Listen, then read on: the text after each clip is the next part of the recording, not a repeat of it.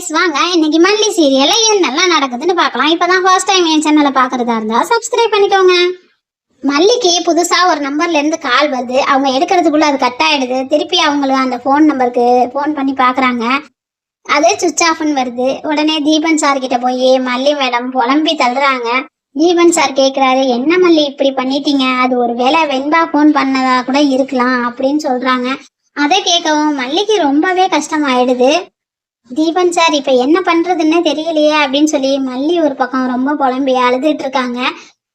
ராஜேஸ்வரி மேடமும் பார்த்துக்கிட்டு அமைதியாவே நிக்கிறாங்க. அவங்களும் எதுவும் சொல்ல மாட்டேங்கிறாங்க. நாகவும் பக்கத்துல நின்று மல்லிக்கு ஆறுதல் சொல்லிக்கிட்டு இருக்காங்க. இன்னொரு பக்கம் வெண்பாவை கடத்தின இடத்துல இருந்து வெண்பா தப்பிச்சு வெளியில ஒடியாடுறாங்க.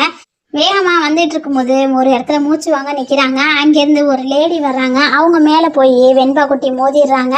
ஏமா ஏன் இவ்வளோ வேகமா வர்ற, எங்க இருந்து வர்ற அப்படின்னு சொல்லி கேட்டுட்டு இருக்காங்க. அதுக்கு வெண்பா குட்டி சொல்றாங்க, என்னை யாரோ 4 பேர் கடத்திட்டு வந்து வச்சிருக்காங்க. அவங்க கிட்ட இருந்து நான் தப்பிச்சு வரேன் மேடம், என்னை எப்படியாவது காப்பாத்துங்க அப்படின்னு சொல்லி கேக்குறாங்க.